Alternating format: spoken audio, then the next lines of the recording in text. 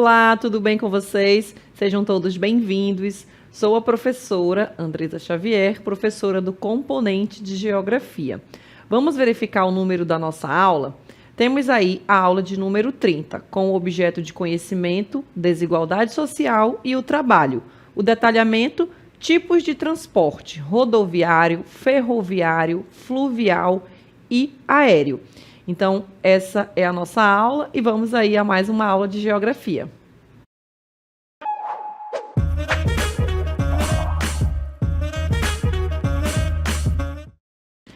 Muito bem, então vamos iniciar a nossa aula onde nós vamos falar sobre os tipos de transporte, ou como chamamos também os modais aí de transporte, né?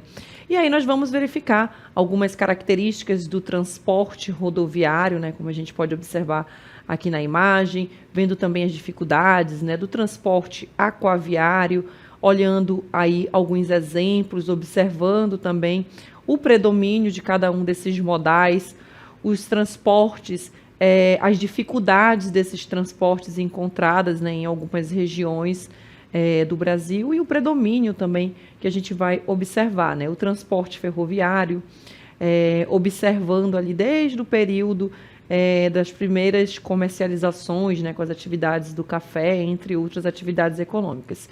E também os transportes aéreos, né, observando também essas características e a importância de cada um deles para a economia do nosso país, né, onde a gente vai observar aí as principais formas de economias que são utilizadas em cada um dos transportes.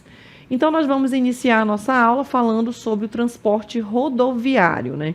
Como podemos chamar também de modal. Se vocês ouvirem falar nessas palavras modal ou modais, né, vocês já sabem que estamos nos referindo aos tipos de transportes, tá bom? Então, aqui, modal, né? Transporte. E o primeiro que nós vamos observar é o rodoviário. Ele é o mais utilizado, gente. Então, se você for pegar aí os dados, por exemplo, no site do IBGE ou em outros sites, a gente vai perceber isso, né? O predomínio do transporte rodoviário no Brasil. Ele é responsável aí por aproximadamente 60% do transporte de cargas, né? Que vai ser utilizados aí pelos diversos setores da economia, primário, secundário, né, ali nas indústrias, e também aí por cerca de 90% do transporte de passageiros, né? Então nós temos aí pessoas todos os dias que estão se locomovendo, que estão também migrando, né, de uma cidade para outra, utilizando o transporte rodoviário, esse modal para isso. Essa hegemonia desse transporte rodoviário, nós vamos observar que ele deve à sua capilaridade, né? O que seria essa hegemonia, né? Então, aqui essa hegemonia, gente, é o predomínio desse transporte rodoviário no Brasil, né? E essa capilaridade seria a abrangência, onde nós falamos também da abrangência em todo o território brasileiro, né, onde nós vamos observar o predomínio de rodovias. É claro que em algumas regiões, né, nós vamos ter aí a presença de mais rodovias e em outras, como é o caso da região norte, por conta da nossa extensa bacia hidrográfica aí da Amazônia, né. E aí nós temos esse predomínio, né, que é essa hegemonia, se deve à sua capilaridade, né, a essa abrangência, essa quantidade de rodovias no nosso país. Temos também aqui a flexibilidade, né, que a gente vai observar com relação, por exemplo, de você utilizar as rodovias, ali o seu automóvel, né, e você tem uma flexibilidade maior de, por exemplo, praticar ali a migração que chamamos de migração pendular, né, é onde você sai para estudar ou para trabalhar de uma cidade para outra e você vai utilizar aí esse modal. Temos também aqui o baixo custo relativo, né, se comparado aí a outros tipos de transporte, a outros modais. Então, esses são os fatores que tornam aí essencial para conectar diferentes regiões, né? Então, são alguns dos fatores considerados aqui no texto, né? E também aqui a atender às necessidades da população, né? Como, por exemplo, os fluxos migratórios aí que eu coloquei para vocês, né? Aí nós temos a importância do transporte rodoviário, né? A abrangência, nós vamos observar algumas características, né? A gente já percebeu a abrangência em território brasileiro, e aí nós vamos ver alguns mapinhas, né? Observando aí essas principais rodovias no território brasileiro. Aí nós temos a abrangência, as rodovias brasileiras, né? Elas atendem praticamente todos os cantos do país, né? Então aí no mapa a gente consegue observar. E aí o que eu falei para vocês, né? Essa abrangência, né? Esse predomínio que eu coloquei para vocês lá no início, ele se dá aí nem em todas as regiões, né? Nós temos o predomínio de muitas rodovias em todo o território brasileiro, mas uma quantidade menor, como é o caso da nossa região, por conta do predomínio da nossa bacia hidrográfica, né? Muito extensa, nós temos muitos rios e poucas rodovias, se considerar ali as regiões Nordeste, Sul, Sudeste. Então, as rodovias brasileiras, elas atendem praticamente todos os cantos do país, né? E aí, no mapa, eu tracei algumas das principais BRs aí, que estão inseridas no território brasileiro, né? E aí elas vão receber algumas denominações, né, com relação à localização delas, se ela é transversal, diagonal, de ligação, radiais. E aí a gente tem conceitos diferentes com relação à abrangência dessas rodovias, onde a gente colocou aí no texto que ela atende todos os cantos, né? Mas ela atende de norte a sul, de leste a oeste, os estados, né, que essas rodovias acabam aí ligando.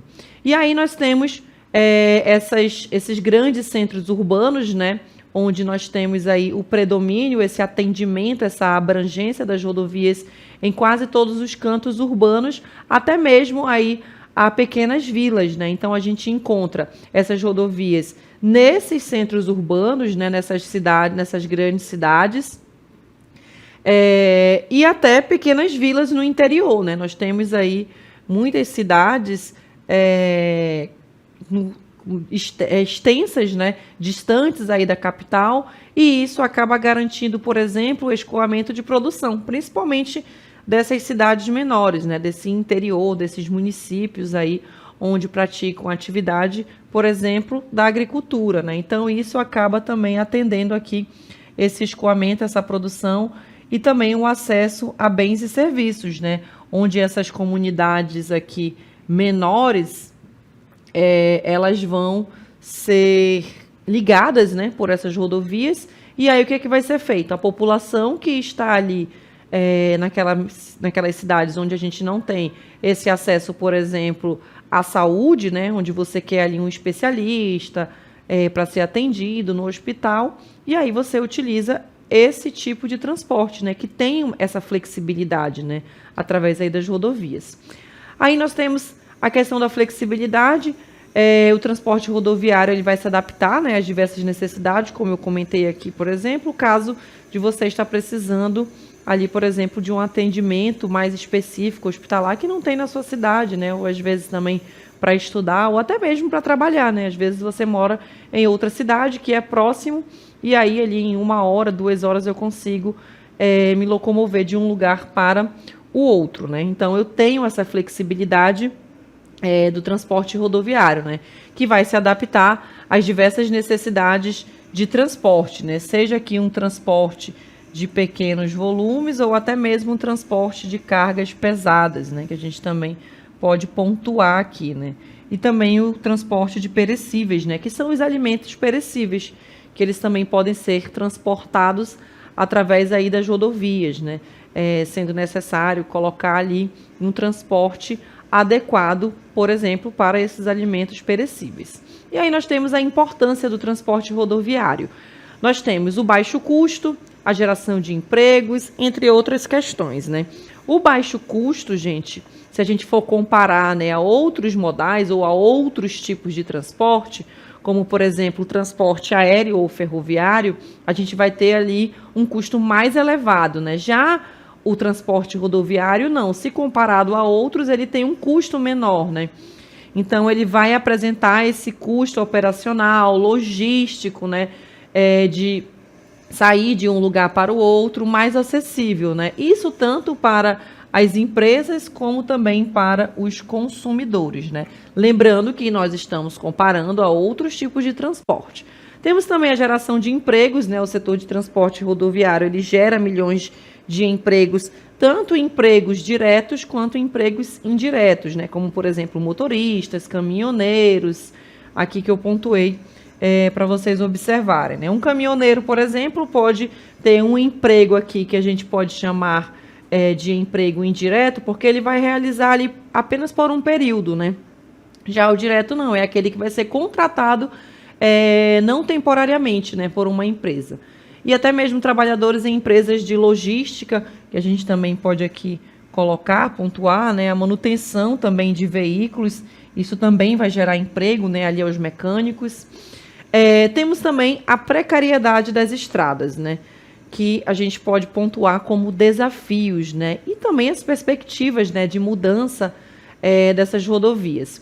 E aí nós temos, nesses pontos que a gente vai observar, nessa precariedade de estradas, né?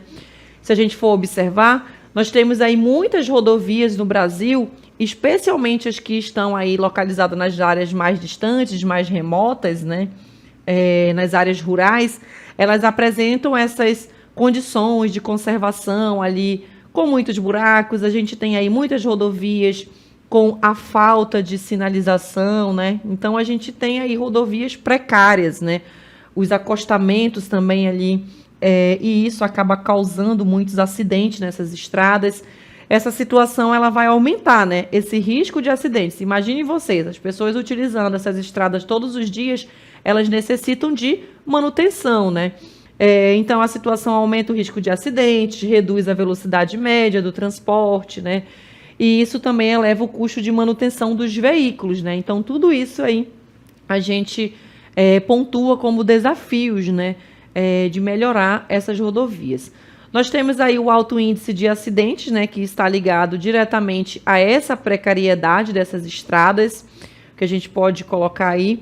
O Brasil, ele tem um alto índice, né? De acidentes de trânsito se comparado aí a outros países. E aí a gente observa, né, quais são os fatores que levam a esse alto índice de acidentes, diferentemente de outros países. A gente tem ali a manutenção das estradas, né, de outros países, que eles fazem uma manutenção adequada e aqui no Brasil não. Principalmente nessas áreas mais remotas.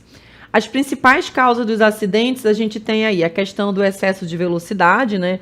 A gente pode pontuar aí a questão da sinalização, que a gente observou anteriormente, né, na questão da precariedade, que não tem aí a maioria essa sinalização adequada, a embriaguez ao volante, né, pois não tem fiscalização, a falta de atenção no trânsito também é uma outra situação que acaba provocando, né, esse alto índice de acidentes no Brasil.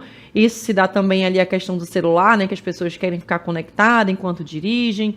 E o estado precário das estradas, né, que a gente acabou de observar também. Então, esses são alguns desses fatores aí com relação aos principais desafios. Nós temos os congestionamentos e também o desgaste ambiental, né? O congestionamento, a gente observa isso nas grandes cidades, né?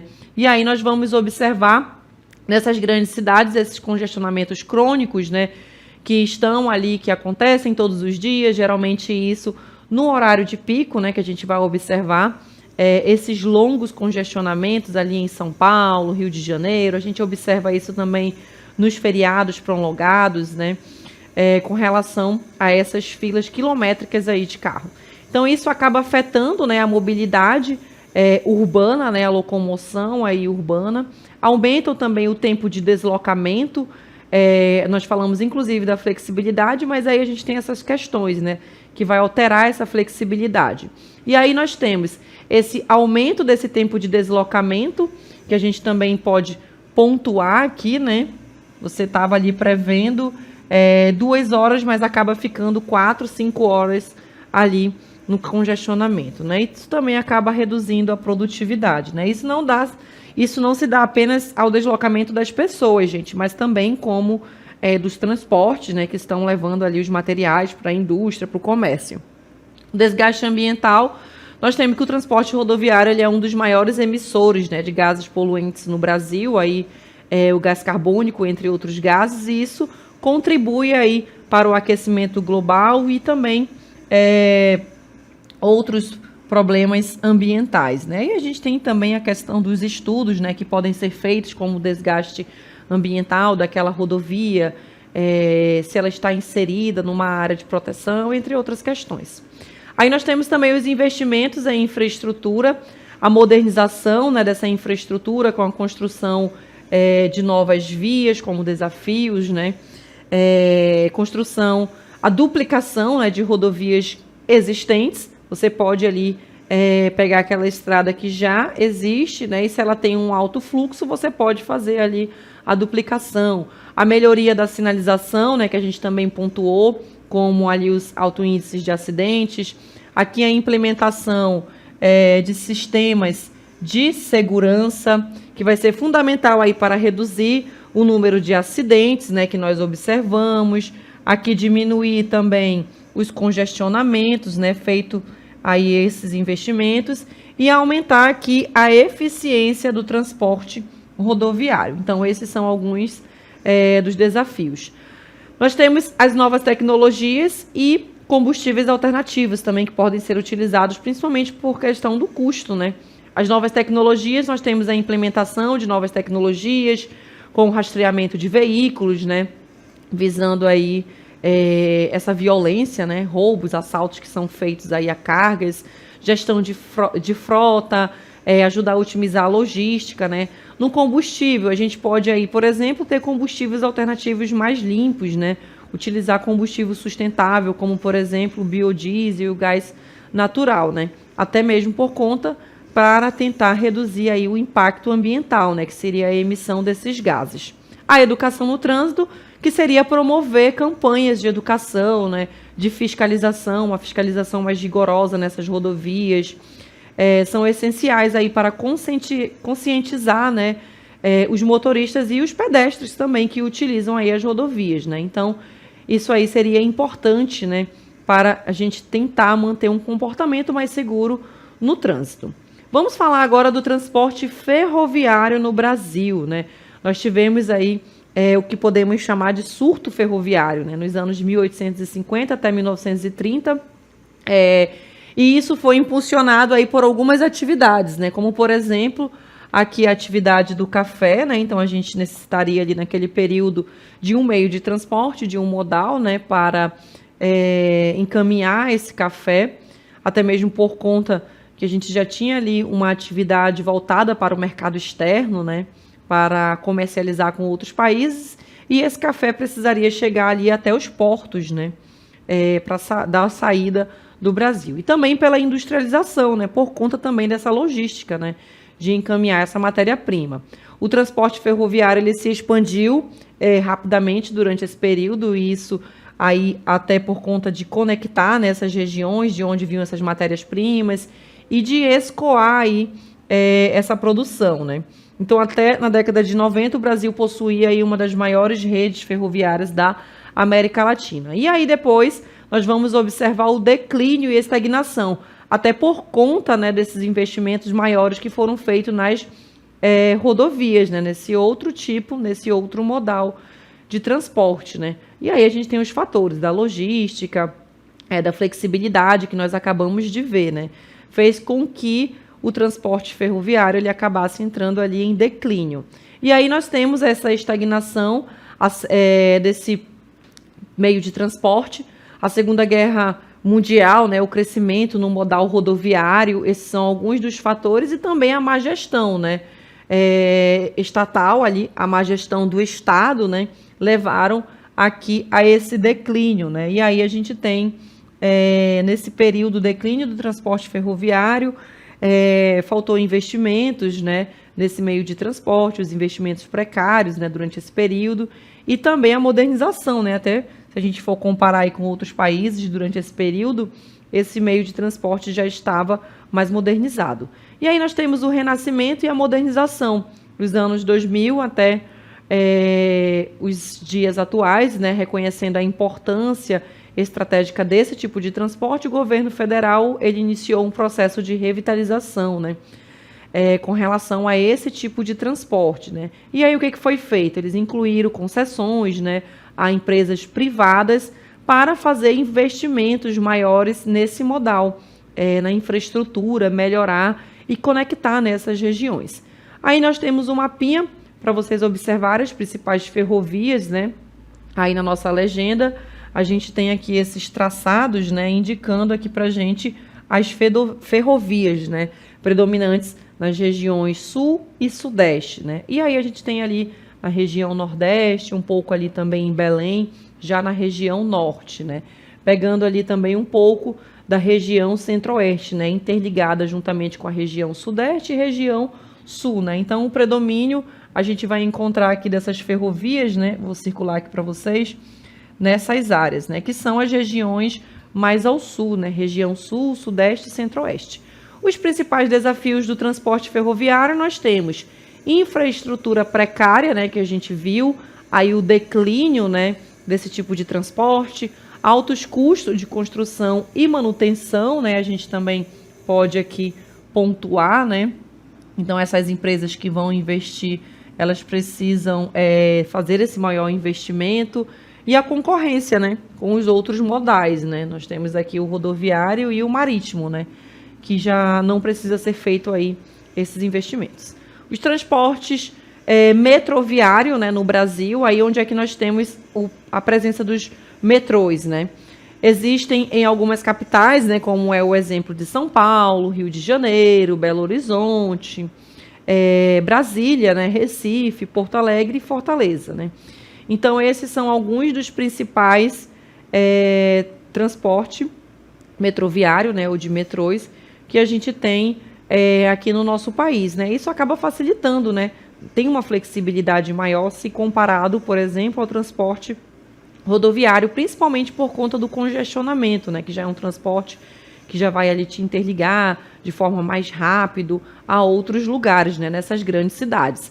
E aí no mapa nós vamos observar o metrô no Rio de Janeiro, né? E aí a gente tem o metrô Rio interligando, né? A linha 1, linha 2 de verde, a linha 4 em amarelo, interligando, né, várias localidades aí no Rio de Janeiro. E aí, se você, por exemplo, for observar a questão do trânsito, né, você vai provavelmente preferir utilizar o metrô. Mas aí a gente tem outras condições, né, com relação à questão da segurança, que você precisa levar em consideração, ao horário que você vai utilizar o metrô, e também, se comparado, né, a outros meios de transporte, também o valor, né, que você vai colocar ali. Então, tudo isso você vai pesando a qual tipo de transporte você vai utilizar, né? Se é um percurso muito grande que você vai percorrer, entre outras questões.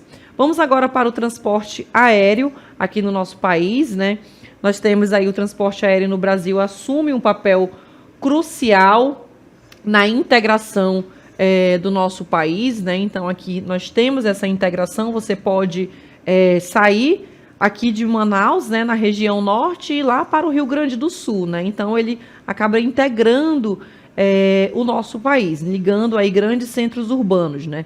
Na imagem trouxe para vocês o aeroporto internacional de Manaus, né? O aeroporto Eduardo Gomes, onde a gente tem aí voos todos os dias, né? Que integram não apenas aqui dentro do país, mas como outros países do mundo, né? Então, a gente tem aí áreas mais remotas, regiões mais remotas, né? Fazendo essa integração com o restante do país e também com o mundo. Com uma frota moderna e em constante expansão, o setor ele atende a demanda por viagens, né? Turismo, a negócios, relacionados aí também ao lazer, né, que está ligado a esse turismo, mas pode ser um turismo ligado ao lazer, um turismo ali voltado para a educação, entre outras questões. Impulsionando esse desenvolvimento, né, econômico e um desenvolvimento social, né? Então, esses são alguns dos principais fatores. Aí nós temos que o transporte aéreo ele é vital para a economia brasileira, né?